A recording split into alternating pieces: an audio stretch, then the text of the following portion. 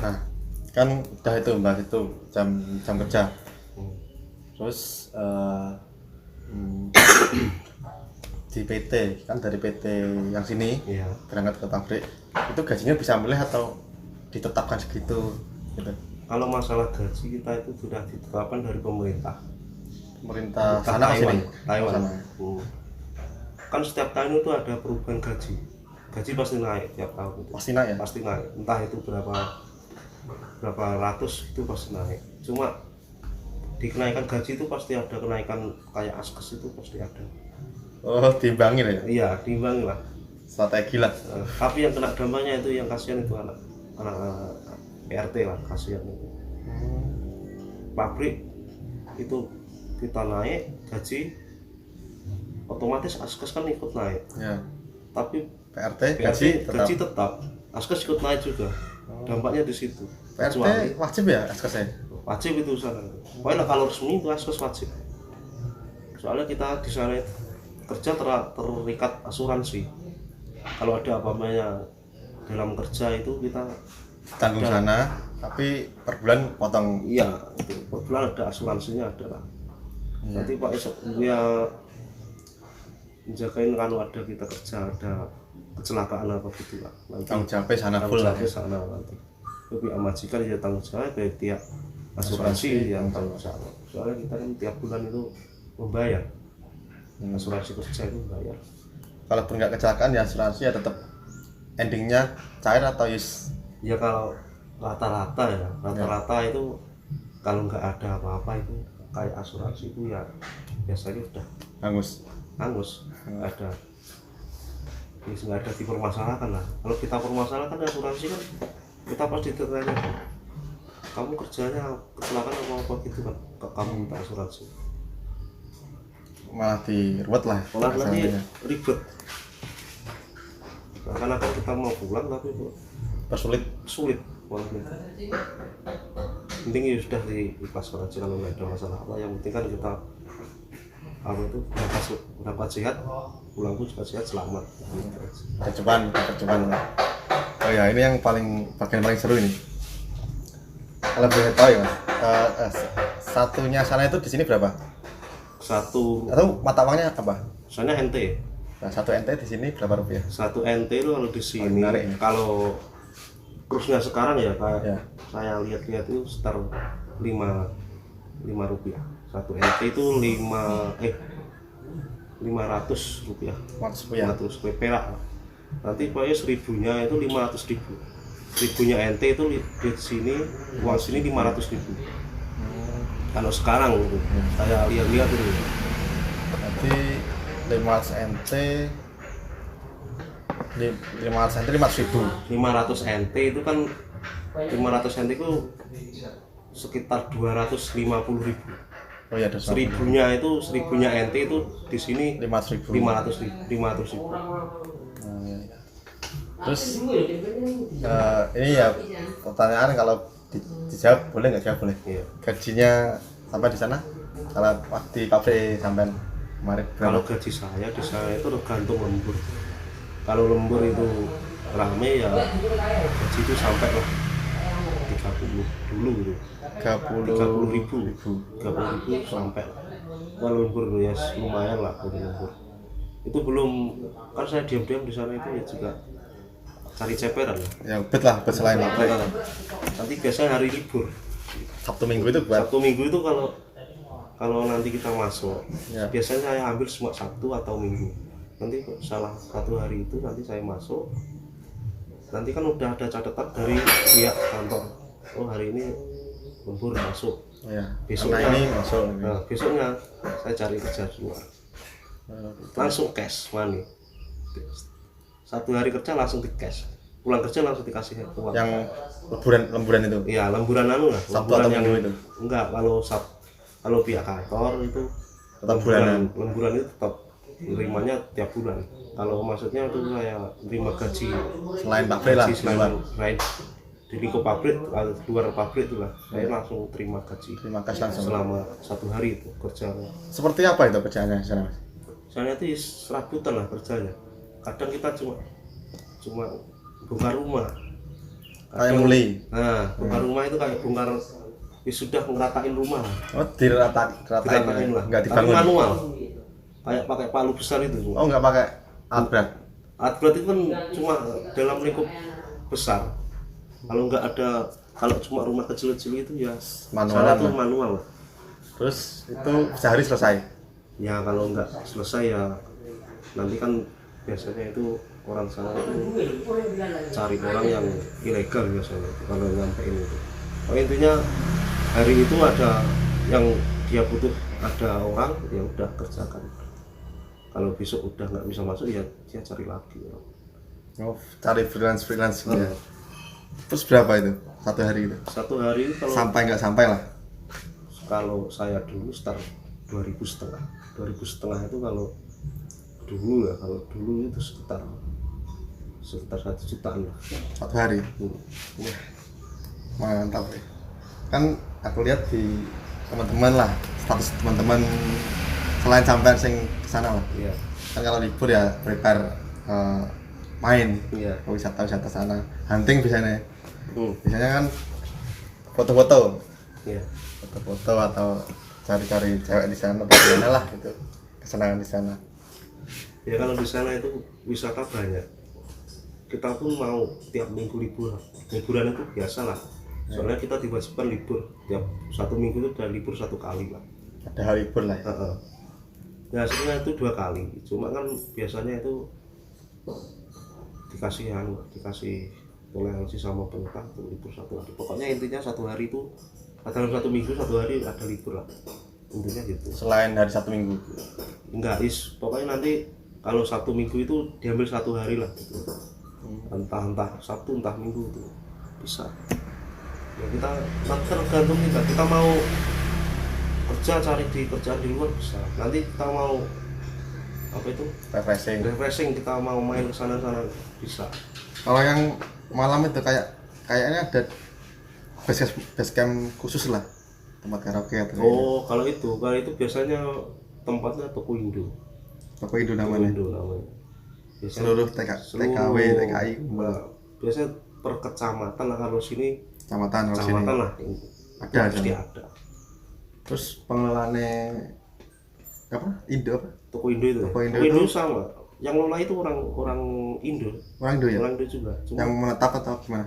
orang Indo, cuma kemungkinan dia entah dulunya itu keluarganya apa gitu kan, pernah masih terikat keluarga lah di situ, di lingkup Taiwan gitu lah. Nanti dia bisa lah ngurus. Rata-rata kan orang Cina yang punya toko itu, cuma dia berdomisili lah Di sana.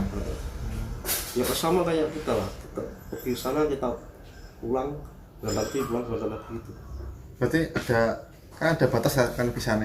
Ya, nanti Berarti usahanya yang punya usaha itu enggak paten di sana, enggak punya KTP sana atau ya kalau bisa usaha di pulang sana itu rata-rata udah dapat KTP seumur hidup lah di sana. walaupun sebelumnya KTP Indo. Sebelumnya KTP Indo, kita ke sana itu nanti bisa ngurus. Tapi ada persyaratannya. Persyaratannya itu kalau di sana minimal kerja 10 tahun nggak ikut orang. Usaha sendiri. Mandiri. 10 tahun, 10 tahun. baru bisa buka usaha sendiri. Nah, iya. Kalau saya ceritain loh itu, ceritain agent itu. Ya. Soalnya agent itu udah dapat KTP seumur hidup lah di sana. Dia masuk Indonesia, masuk Taiwan bebas. Berarti 2 KTP nih. 2 KTP. Khusus agent. Cuma di sana itu enggak kok, sini dicabut harus jadi penetap sana enggak.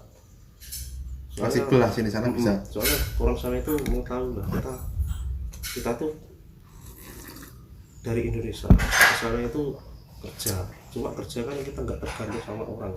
Kita kerja itu bisa cari sendiri gitu. Nggak kayak orang-orang sini berangkat ke sana kan otomatis kita kan butuh kerjaan. Yang nyarikan kan itu pasti agent gitu. Berarti udah ada kerjasama lah ya, melintasinya sama sana. Iya. Untuk agent itu.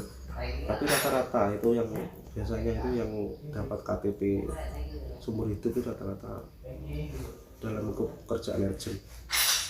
Soalnya dia keluar masuk ini lah, kayak terus bebas lah. biasanya seleksi, ada seleksinya itu. Kalau masuk apa itu, masuk ke anu kan pihak agent kan pasti ada seleksi di tempat PT. Gitu ya. Jadinya itu pasti bisa lah. Terus sampai kemarin berapa tahun? Sekitar kurang lebih 3 tahun. 3. Itu aslinya lamanya di sana itu tergantung perusahaan sampean apa pabrik atau gimana? Kita kan di sana terikat kontrak kerja. Dalam satu kontrak kerja itu 3 tahun. Nanti kalau kita mau pulang lebih awal putus kontrak juga bisa. Tapi pasti ada. Tapi pasti ada, kalau sanksi itu pasti. Cuma kita terkadang di KDII itu namanya, itu kayak kalau KBRI gitu lah, kedutaan lah. Kedutaan itu kita ditanyain kalau putus kontrak, kamu masalahnya putus kontrak kenapa? Kamu sebelum kontraknya ini selesai finish, kamu udah mau pulang, udah mau putuskan kenapa? Kita ditanyain terus. Kalau alasannya logis tuh ya, yes, ada masalah ya, intinya sakit, kalau orang tuanya sakit atau gimana, kalau di rumah ya itu urusan pribadi warga gitu ya. Sudah. Kalau yang enggak kayak yang harus kena sanksi, kalau sanksi itu biasanya itu alasannya apa? Alasannya itu ya nggak betah. Nggak betah itu biasanya rata-rata. Tapi ya kita pikir-pikir loh, kita berangkat biaya juga banyak. Kita biaya banyak. Belum tentu kita biaya semua itu kan, belum tentu dari biaya kita sendiri. Iya. Kita pasti dapatnya dari sana gitu, pinjaman. Ya kalau kita kerja, kalau kita berangkat pun susah kan, di sana nggak sampai finish kan ya juga pulangnya sama aja, kadang malah lebih berat ya. Kadang kita tanggungan di rumah, awal berangkat belum kelar kan udah pulang gitu ya, kita kan mikir-mikir mau pulang gitu. Pulang rumah ya mengharapkan yang lebih baik lah. Pulang rumah itu pastilah ngarepin kita itu di sana itu pulang pasti kehidupannya lebih baik dari yang sebelumnya ya. Oh ya, bentar lupa tadi mas, gajinya 30.000 ya satu bulan. Itu bersihnya kan kepotong asuransi, kepotong apa lagi selain asuransi? Itu aslinya gaji pokok itu kan kalau saya dulu itu 24.000 ya. Terus sampai 30.000 itu kan itu udah termasuk lembur ente ya. Nanti kepotong kayak mes, terus askes, pajak pasti ada. Pajak tiap bulan itu pasti ada di sana. Pajak penghasilan kita kerja di sana itu ada, pasti ada. Auto kepotong gitu ya? Iyalah, langsung kepotong. Nanti kalau ada slip gaji itu ada. Nanti terus setelah kepotong semua, bersih pokoknya potongnya itu bersih, yes, terima sekitar 22 20 lah. 20 sampai 22. Itu udah termasuk potongan tabungan biasanya. Oh, tabungannya nanti kita per bulan itu ada kebijakan. Nanti agent itu kebijakannya, nanti tiap agent kan berbeda peraturannya. Nanti kita di agent itu ada tabungan apa enggak. Kalau enggak ada tabungan enggak ada pajak. Kalau ada pajak ada juga enggak. Pajaknya itu tergantung tergantung dari pabrik atau dari agent kalau masalah pajak itu. Tapi kalau askes, mes, terus kayak cepoka itu wajib itu. Cepoka itu kan kartu berobat. Kalau tabungan menurutku sangat membantu lah, sangat membantu bagi mereka yang nggak bisa ngontrol uang. sangat membantu. Sangat membantu. Soalnya kita kadang tuh di sana itu karena loss ada uang gini, kalau di sana itu kita mikir kan cuma kita gajian hari ini ya, saya pengen ini kan pasti bisa kebeli ya. Dan nanti kan kalau duit habis kan pulang kerja kemana? lagi, mikirnya itu kayak kerja lagi tahun itu bulan depan kan saya dapat gaji lagi, mikirnya gitu rata-rata. Tapi enggak semua lah ya, yang pikirannya singkat lah. Tapi habisin. Tapi ya kalau kita ada tabungan itu ya sangat membantu lah. Tapi tabungan kan dipotong dari agent itu.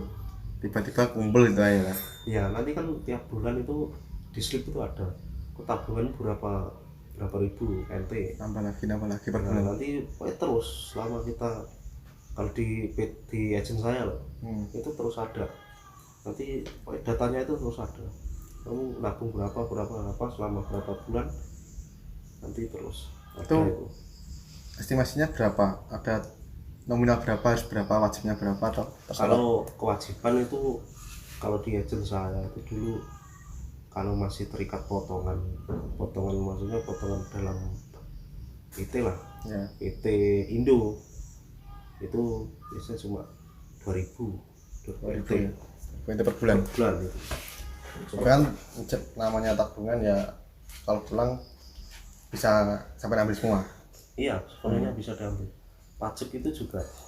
Pajak kita, juga bisa diambil. kita tiap bulan kena pajak. Tapi setiap tahun kita pasti terima kembali pajak itu. Cuma kepotong berapa persen lah gitulah. Cuma biasanya pembagian pajak itu enggak mesti.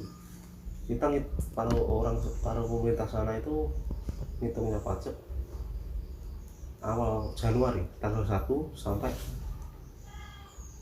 akhir tahun. Ya. Nah nanti penghitungannya biasanya habis pertengahan dihitung deal udah kasihkan lagi. Tapi kalau sebelum pulang pertengahan jalan beberapa bulan baru kerja, gaji tiba-tiba habis entah kemana, terus mau ambil tabungan bisa nggak? Nah rata-rata di sana itu kita udah prepare kalau kita mau pulang sebelum gajian. Ya. Itu pasti gajian yang bulan lalu itu pada pasti disisihkan, terus uang tabungan itu pasti udah keluar. Tapi rata-rata itu uang tabungan itu enggak dikasihkan cash, rata-rata itu ditransfer lewat kantor bank negara Dari Taiwan ke sini. iya, Rekening sini lah. rekening Indo, rekeningnya pihak keluarga. Bisa. nanti kan ada persetujuan dari pihak yang bersangkutan sama keluarga, nanti yang menerima siapa nanti biasanya ada. Gitu ya. Terus kemarin sampai pulang ya ketemu berapa Alfredan Kalau selama 3 tahun? dulu uang tabungan saya sekitar berapa ya, 60-an 60 ribuan. Itu udah kepotong, kadang ke transfer ke sini lah ya buat kebutuhan sini, keluarga, rumah, atau gimana? Ya kalau 60 itu bersih tabungan itu saya terima.